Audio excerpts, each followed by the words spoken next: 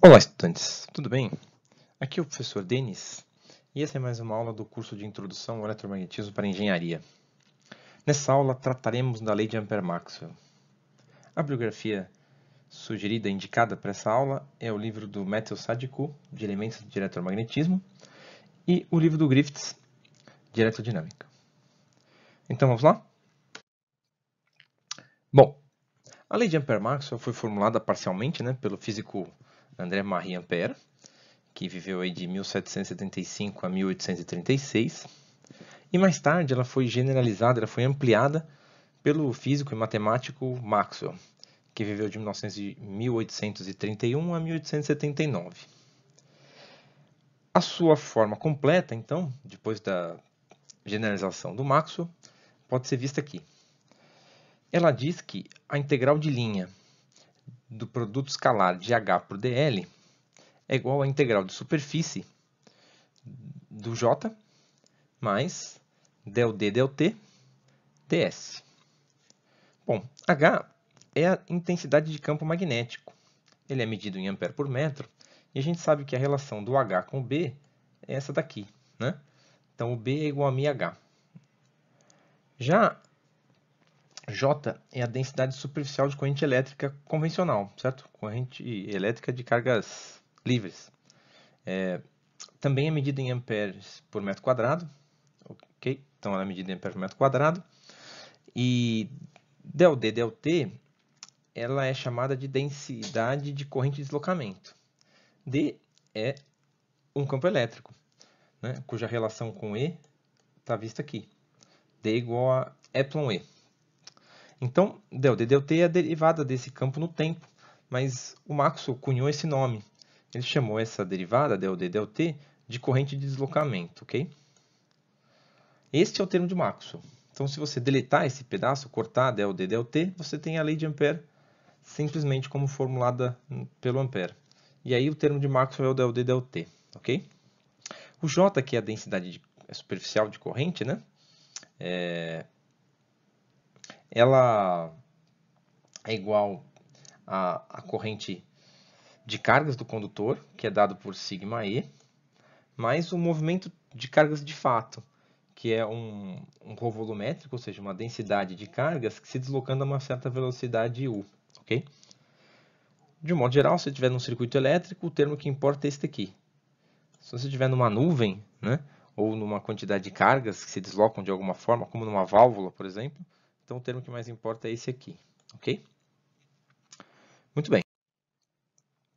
A lei de Ampère-Maxwell, então, enuncia que o campo H integrado em uma linha fechada vai ser igual ao fluxo de densidade de corrente, e aí pode ser tanto convencional quanto de deslocamento, que atravessa a superfície delimitada por essa linha fechada. Então, note que existe uma ligação importante entre essas duas integrais aqui, não é? Essa integral dá uma linha, um caminho fechado. Esse caminho fechado é que delimita a superfície dessa integral. Então, eu não posso escolher qualquer superfície e qualquer caminho. Os dois têm que estar interligados, ok? Mas a superfície pode ter qualquer forma. Ela pode ser a superfície mínima ou pode ser uma superfície toda elaborada. O que importa é que os limites dessa superfície sejam dados por esse caminho, ok? Bom, para entender melhor, então, esses dois termos, vamos pensar num exemplo simples aqui, ó. Então, quando se trata de uma corrente elétrica convencional, geralmente eu tenho um fio condutor ou algum componente condutor de corrente, né? Esse fio condutor, ele vai conduzir uma corrente por toda a sua área de seção reta, certo? Então, ao dividir a corrente pela área de seção reta, de algum modo você tem essa densidade superficial de corrente, tá bom? Ela é uma densidade que tem a ver com a superfície da seção reta, não a superfície do condutor, mas a superfície da seção reta, tudo bem? E o que a gente tem aqui é uma integral, porque essa densidade pode não ser uniforme, tudo bem? Então, uma vez que você tem um fio condutor, se você escolher uma linha fechada aqui, um caminho fechado, como essa marcada em azul, você vai ter um campo H que circuita essa linha, certo ou não? Então, essa integral aqui no caminho fechado vai ser o H em torno dessa linha, né? O H que existe ao longo de toda essa linha. A gente sabe que, por um fio condutor, o campo magnético circunda o fio condutor, certo? Então, geralmente, esse caminho escolhido é um círculo em torno do fio, mas não precisa ser. Por outro lado, se a gente tem uma corrente de deslocamento e não uma corrente convencional, o que a gente tem é ainda assim uma linha fechada. Então, esse lado daqui da lei de Ampère não muda, né? Eu escolho o mesmo caminho fechado e vou tentar medir o H nesse caminho fechado, ou calcular, né? Só que quem atravessa agora esse caminho fechado é a variação do campo D em função do tempo, certo? Este pedaço ele se assemelha muito à lei de Faraday, que a gente já estudou. Na lei de Faraday é exatamente a mesma coisa, só que ao contrário. Eu tentava descobrir quanto que é o campo elétrico nessa linha fechada a partir da variação do campo magnético. Tudo bem? Agora eu tento descobrir quanto que é o campo magnético a partir da variação do campo elétrico. Ok? Uma diferença importante aqui é que não existe o sinal de menos na lei de Ampère. Ok? O sinal de menos, que de algum modo é chamado de lei de Lenz, só existe na lei de Faraday. Tudo bem? Muito bem. Então, para entender bem como funciona, nada como resolver alguns exemplos, certo? Então, o nosso primeiro exemplo é um exemplo de corrente convencional. Tudo bem? Um fio condutor. A gente vai deduzir uma expressão já conhecida, que é quanto vale o campo magnético em torno de um fio condutor. Então, vamos assumir que eu tenho um fio reto, certo? Muito longo, portanto, eu posso considerar ele como infinito e desprezar os efeitos de borda, que conduz uma corrente I, certo? A corrente I é um vetor, mas é um vetor na direção do próprio fio, então é simples. E esse I é o mais simples possível, é uma corrente constante no tempo. Sei lá, 3 A, 5 A, 10 A, 25 mA, alguma coisa assim. O que se pede é para calcular os campos H e B a uma distância R qualquer do fio, mas externo ao fio, tudo bem? Vamos considerar que o fio está no vácuo, para a simplicidade dos materiais. Tudo bem? Então, o que eu preciso fazer é definir aqui um vetor R, né? Porque o meu ponto R está aqui, né? Eu quero saber quanto vale o H neste ponto aqui. Tudo bem? Em torno do fio. Entendido o problema? Nós vamos resolver ele usando a lei de Ampère. A lei de Ampère é muito útil quando nossos problemas são simétricos. Tudo bem? E esse problema guarda uma simetria muito boa, porque o fio é longo, então o campo é sempre igual ao longo do fio, não é? Bom, para resolver a lei de Ampère, então, a gente precisa resolver as duas integrais, a da esquerda e a da direita. De qualquer modo, eu preciso definir um caminho fechado L, para poder entender a integral da esquerda aqui, um caminho fechado, e ele vai definir a superfície à direita. Então, essa escolha é a parte mais importante, eu diria, para resolver um problema de lei de Ampère. Se você fizesse uma escolha sábia, a sua vida vai ser fácil na hora de resolver as integrais, tá bom? Bom, a gente sabe que o campo em torno de um fio é circular. Então, eu vou escolher uma superfície circular, um círculo que seja concêntrico ao fio, ok? Aonde eu vou colocar esse círculo? Onde eu quero calcular o campo magnético. Eu quero calcular o campo magnético a uma distância R do fio. Então, eu vou escolher um caminho fechado, que é um círculo de raio R, certo? Aqui, ó, como mostrado na figura, tudo bem? Então, é claro, se eu tivesse feito, eu quero 1 metro, então eu teria um círculo de raio 1 metro. Aqui eu vou resolver isso de forma genérica, ok? Então, eu coloco o meu caminho fechado, que muita gente chama de espira amperiana. Esse meu caminho fechado vai ser em torno, vai passar pelo ponto em que eu quero calcular o H, tudo bem? Então, note que para conhecer, para resolver e usar a lei de Ampère, é preciso conhecer bem a simetria do campo H. De modo que resolver um problema por lei de Ampère guarda uma similaridade importante com resolver um problema com lei de Gauss eletrostática. Se eu já conhecia a simetria do campo, é muito mais fácil resolver qualquer coisa com lei de Ampère do que com o seu alternativo, que seria a lei de Biot-Savart. Ok? Bom, então eu tenho aqui minha lei de Ampère e já escolhi o meu caminho, né? O meu caminho fechado vai ser esse daqui, em azul. Bom, agora eu preciso calcular o J, né? Eu não tenho J. Não tenho nem o J, nem o del D, del T. Tá bom? O J é a densidade de corrente convencional. e o que eu tenho é corrente, né? A gente vai assumir, então, que o fio condutor aqui tem uma área de seção reta A. Mas essa área pode ser assumida qualquer, ok? Não vai interferir. Como a gente assumiu que a densidade de corrente é uniforme, então basta fazer a corrente dividido pela área para encontrar a densidade de corrente. Lembra da unidade que você não se confunde. A densidade de corrente é ampere por metro quadrado, então eu tenho que pegar a corrente e dividir por uma área. E como nesse exemplo é um exemplo de magnetostática, a corrente é constante, não tem nada variando no tempo, não tem razão para acreditar que vai ter campo elétrico atravessando essa superfície. Se não vai ter campo elétrico, também não vai ter sua variação. Então, del D, del T vai ser igual a zero, ok? De modo que eu posso cancelar esse termo da lei de Ampère. E como a gente escolheu a superfície perpendicular ao fio, essa superfície de linha fechada está perpendicular ao fio, eu não precisava fazer isso, mas essa é a forma mais simples. Perpendicular ao fio, a gente vai ter que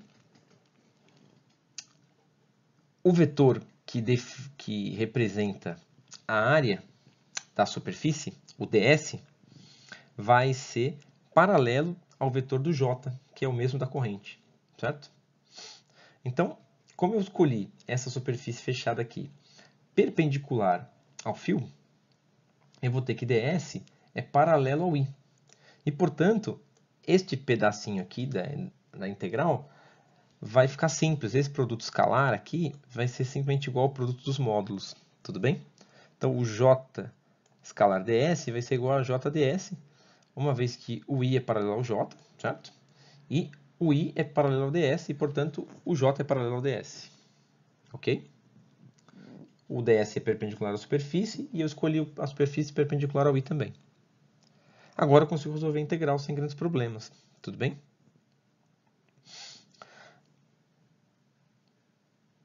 Nós temos que lembrar que só existe densidade de corrente dentro do fio.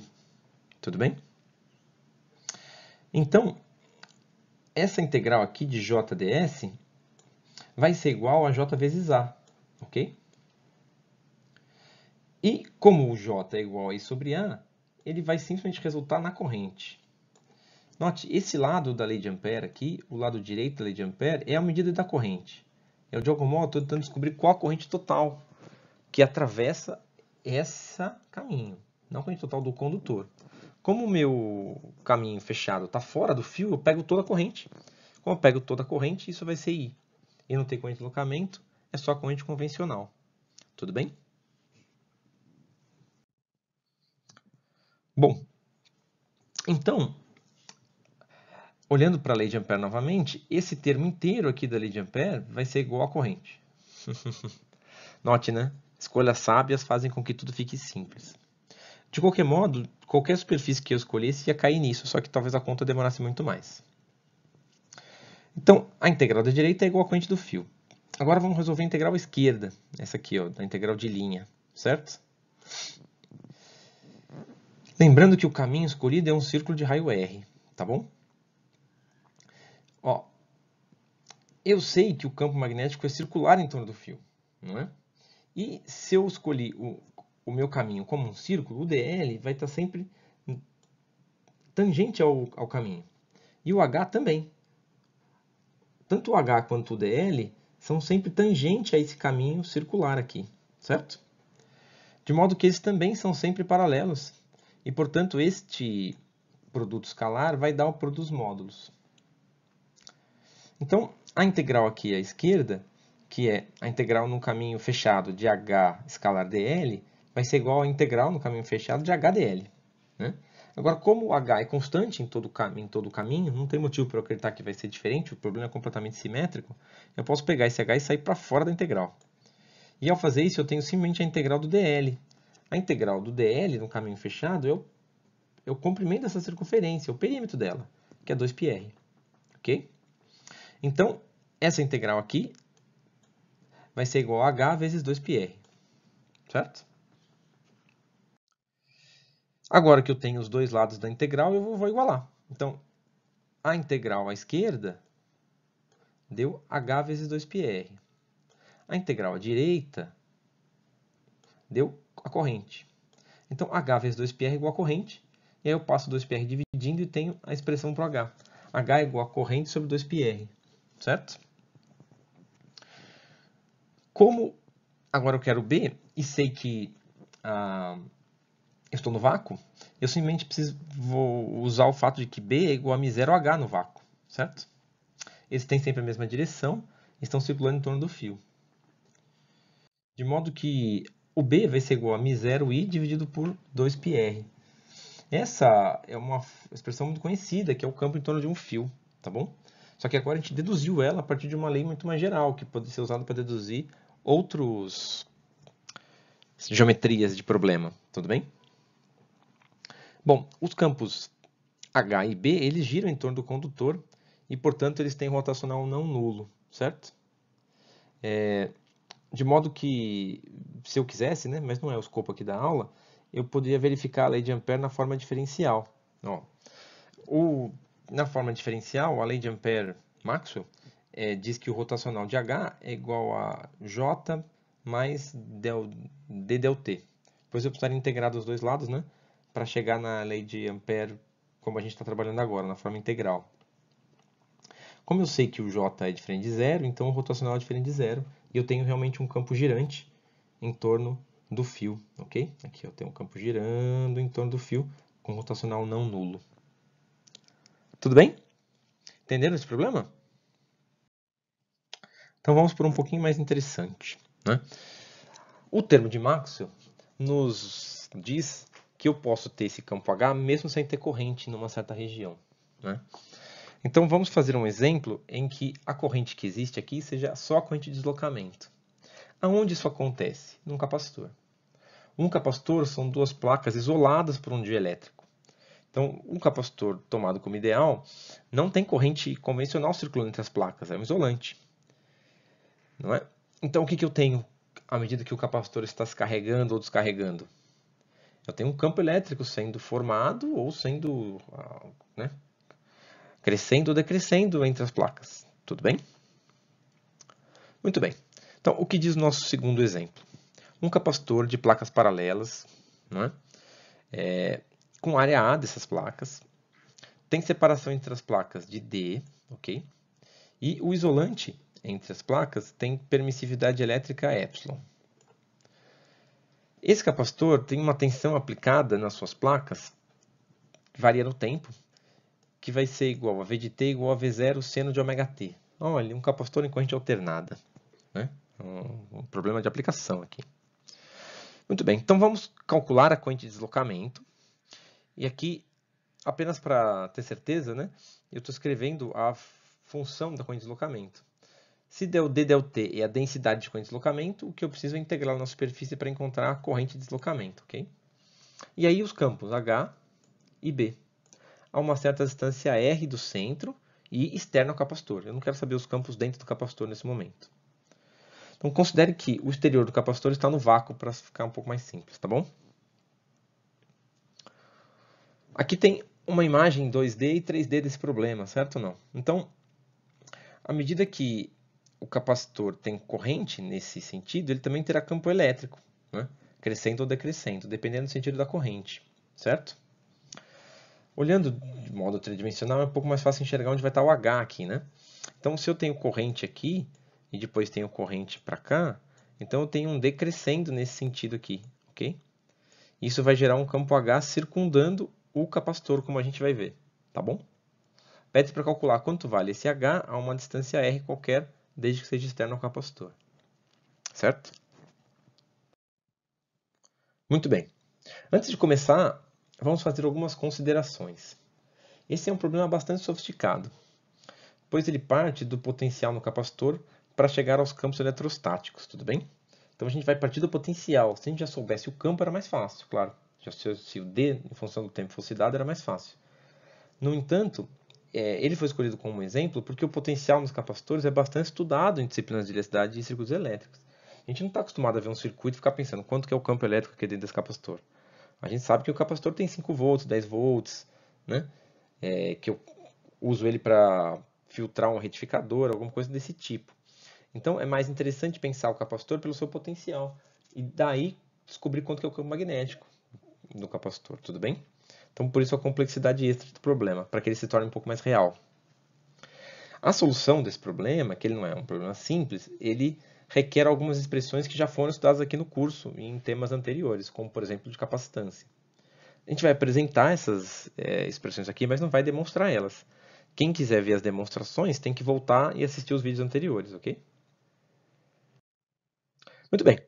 Então vamos começar esse exemplo calculando o campo elétrico a partir do potencial, o campo elétrico E, que é o mais simples. Bom, como a gente conhece a diferença de potencial no capacitor, a gente, para aplicar aquela expressão que relaciona potencial com campo elétrico, é mais simples escolher uma placa como referencial e botar 0 volts nela. Tudo bem? Então eu vou escolher essa placa aqui como sendo a de 0 volts. Ó. Tá bom? A placa da esquerda. Enquanto a outra, a placa da direita, vai ter um certo potencial, V de T, que eu sei que é seno e tudo mais. Muito bem. Além disso, eu vou posicionar essas placas, certo ou não? Para minha conveniência de sinal, eu vou colocar essa placa daqui como sendo a placa na posição 0 e essa placa à esquerda como sendo a placa na posição D. Porque é tudo uma questão de referencial, certo? Eu posso inverter esses referenciais ou não, posso inverter onde é o 0 volts, tanto faz, certo? É mais fácil se eu colocar desse jeito que o sinal vai ficar positivo, mas se ficar negativo não muda nada. Ainda mais que a estação é em corrente alternada, tá bom? De modo que o campo D que vai surgir vai ser nesse sentido, desde que o V de T seja positivo, tá bom? E porque o D e o E estão na mesma direção aqui. Bom, então eu vou começar aplicando a expressão que relaciona a tensão com o campo elétrico. A gente já fez esse cálculo lá na aula de capacitância. Quem quiser voltar para ver com mais detalhes, mais devagarzinho, está feita lá. Mas um pedacinho eu vou refazer aqui. A gente sabe que o cálculo de potencial é uma diferença.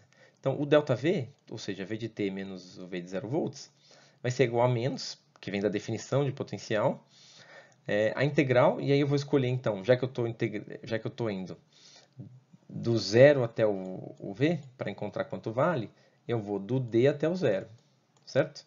Então, a integral de D até 0 de EDL, certo?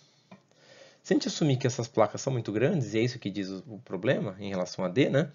Então o campo elétrico é constante e eu vou fazer um DL aqui reto. Vou daqui até aqui de forma linear, né? Numa linha reta. Então o EDL, além disso, eles vão ser paralelos. E essa integral vai ficar muito simples. Como o zero eu não preciso escrever, né? Eu tiro esse zero daqui e tenho que a tensão vai ser menos a integral de D até 0 de EDL. E essa integral, como eles são paralelos, vai ser menos E, porque o E é constante, sai para fora da integral. E a integral de DL vai dar simplesmente L de 0 até D, de D até 0. Então vai dar 0 menos D. Esse menos vai cortar com esse menos aqui e eu vou ter que a tensão no capacitor é igual ao campo elétrico vezes a distância. Isso a gente já deduziu, tá bom? Na aula de capacitância em capacitor de placas paralelas. Dê uma olhada lá. Mas a gente vai precisar desse resultado. Então, o potencial elétrico num capacitor assumido como placas infinitas, de placas paralelas, é igual a ED. É uma expressão muito simples, o que facilita a gente aqui, né?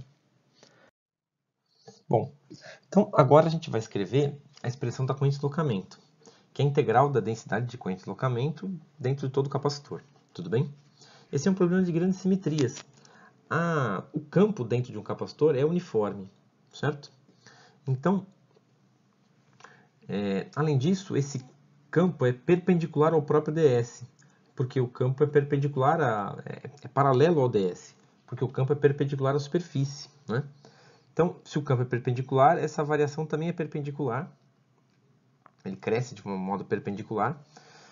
E essa integral de del d del t vai ficar, o produto escalar vai virar o produto dos módulos, e além do mais eu posso tirar o módulo de del d del t daqui, colocar ele para fora da integral, porque ele é uniforme ao longo de todo o capacitor. De modo que, por um problema de simetria em que é todo mundo uniforme e o ds é paralelo ao del d del t, eu tenho que a corrente de deslocamento vai ser simplesmente igual ao ΔD, ΔT vezes a área, tá bom? Então, é densidade superficial vezes a área para dar em unidade de ampere, tá bom? Agora, eu vou trocar esse D aqui pelo potencial. Para fazer isso, eu vou fazer em duas etapas, né? Primeiro, eu tenho que trocar o D pelo campo elétrico e depois trocar o campo elétrico pelo potencial. Eu sei que o potencial é E vezes D, então o campo elétrico vai ser V sobre D, tá bom? Então, eu começo reescrevendo, né? Que a corrente de deslocamento é ΔD, ΔT vezes a área. Coloco a área aqui na frente para ficar mais fácil e substituo o D por εE. E aí fica del de εE ΔT. Coloco o epsilon para fora, porque ele também não muda no tempo. E já substituo o campo elétrico pelo potencial dividido pela distância, tá bom? Como o D também não varia no tempo, ele sai para fora. E aí eu fico o que é a área epsilon sobre D dividido por ΔV ΔT, tá bom? Tendo V, eu calculo a corrente de deslocamento. E eu tenho a função dele no tempo. Mas, vamos olhar um pouquinho para essa expressão, porque ela é muito interessante.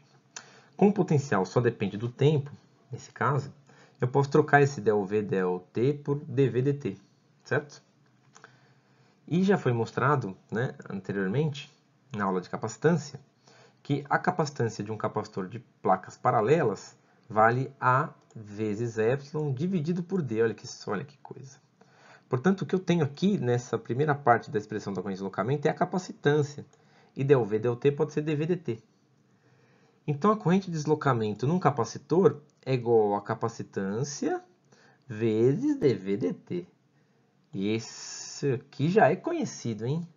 Nossa, que inacreditável, não? Nós, a partir desse exemplo, claro, deduzimos uma expressão que até então nós sempre tomávamos como verdade, que a corrente no capacitor é capacitância dV dt, certo ou não? E C igual a C dV dt, não é isso? Então, de algum modo está aqui demonstrado por quê, né? Porque num capacitor, a corrente que existe dentro dele, de fato, não é uma corrente convencional de deslocamento de cargas. É o que a gente chama de corrente de deslocamento, que o Maxwell chamou, né? É um equivalente à corrente que tem a ver com a variação do campo elétrico. Tudo bem? E por causa daquela derivada que tem ali do ΔD ΔT, aquele ΔD ΔT da lei de Ampère dá origem ao dV dt da expressão do capacitor, certo? Que dá origem a todo mais, não é isso? Muito bem. Ao atraso que o capacitor executa, a toda a relação que ele tem com a indutância, toda a aplicação que ele possui de filtragem e tudo mais, isso tudo vem daquele ΔD ΔT lá da lei de Ampère. Bonito, não? Maravilha. Então, agora que a gente tem essa expressão aqui, né? Vamos usar ela, certo ou não? Então, no caso específico do exemplo, eu vou substituir o V de t por V0 seno de ômega t e vou derivar isso daqui, né? O V0 é constante, sai para fora, a derivada do seno é cosseno, certo? Só que, como eu tenho um seno de ômega t, eu preciso usar a regra da cadeia e o ômega sai para fora também, não é? E o ID, a corrente de deslocamento, vai ficar a área vezes o epsilon, vezes V0, vezes ômega, cosseno de ômega t sobre D, que é a corrente, né? Se você fizer a conta de um circuito de capacitor, certo? Para calcular o campo H e o campo B, a gente vai voltar para a lei de Ampère agora, sendo que a gente já calculou todo esse termo aqui, ó, certo? Por quê? Porque dentro do capacitor a corrente convencional é zero, não tem ela. Então só tem a corrente de deslocamento. Esse lado aqui só tem corrente de deslocamento, tá bom?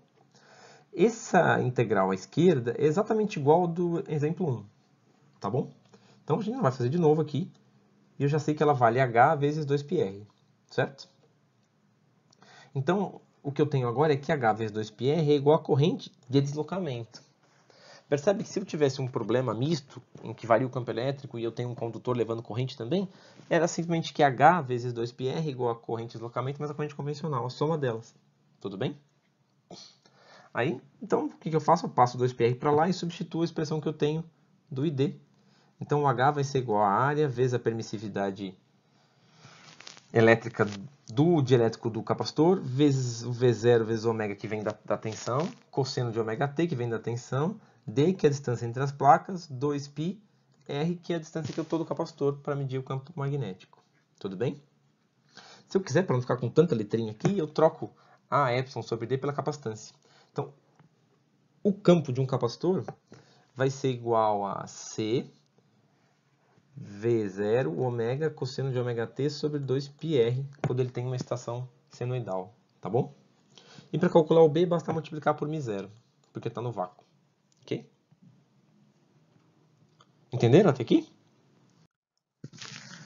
Nota que a gente calculou usando brute force, né? Aplicando diretamente a lei de Ampère. Isso foi muito interessante porque a gente, de algum modo, mostrou que, pelo menos para esse problema, mas ela vale sempre, essa expressão é válida.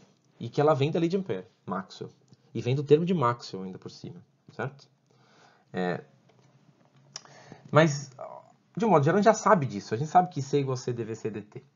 Então, se você quiser fazer o cálculo de um campo magnético de um capacitor, né, especialmente de placas paralelas, você pode usar as expressões que você conhece. Então, se você tivesse partido de que um problema com essa simetria, que o capacitor tem a mesma simetria do fio, tem essas duas expressões para os seus campos magnéticos, e tivesse substituído a corrente aqui, ó, esse I, pela corrente no capacitor, que é C dV C dt, pegado essa expressão e colocado aqui, eu teria chegado nos mesmos resultados de campo magnético, certo? Isso é porque, de fato, dentro de um capacitor, o circuito é fechado pela corrente de deslocamento. E um circuito que tem condutor e depois capacitor tem uniformidade do campo magnético. Isso é uma coisa bonita, certo ou não? O campo magnético ele não se altera pelo fato de que o circuito mudou de um condutor para um capacitor, né? Só o tipo de corrente que mudou ali. Mudou de corrente convencional, que é carga, para uma corrente do tipo deslocamento, que é a variação de campo elétrico. Tá bom?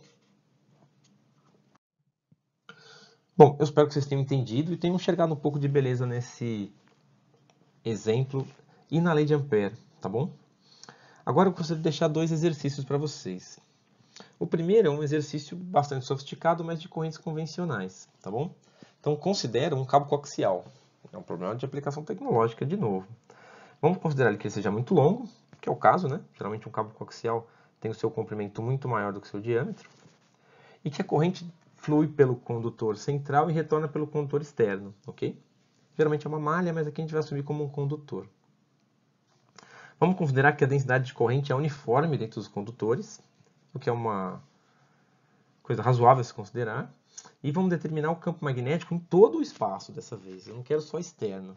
Então eu quero o campo magnético dentro do condutor central, dentro do isolante e dentro do condutor externo e fora do cabo coaxial inteiro, tá bom? Para isso, fica mais fácil a gente definir quais são os raios, tá bom? Então, o raio do condutor interno a gente vai chamar de A, o raio do isolante a gente vai chamar de B, e o raio do condutor externo a gente vai chamar de C, tá bom? Então, eu tenho daqui até aqui, eu tenho A, daqui até aqui eu tenho B, e daqui até aqui eu tenho C, tudo bem? Então, calcule o H para todos os casos. Aplique a lei de Ampère até cansar. O nosso segundo problema é um problema também de corrente de deslocamento, ok? Então, vamos assumir um capacitor de placas paralelas, circulares, e dessa vez a gente conhece o raio da placa, que é A, minúsculo. A separação entre as placas continua sendo D, e o isolante dele tem permissividade elétrica epsilon. Vamos assumir que esse capacitor tem o seu potencial igual a V0, 1 menos E elevado a menos T sobre tal, certo? Isso é um capacitor o quê? Carregando ou descarregando? Bom, vamos calcular a corrente de deslocamento, tudo bem? E os campos H e B a uma distância R, só que dessa vez é qualquer. Então eu quero o campo H e B a uma distância R, sendo um R menor do que A e o R maior que A. Você vai ter que resolver o problema duas vezes, tá bom? Considera que o exterior do capacitor é no vácuo, não é? E é isso. Tudo bem?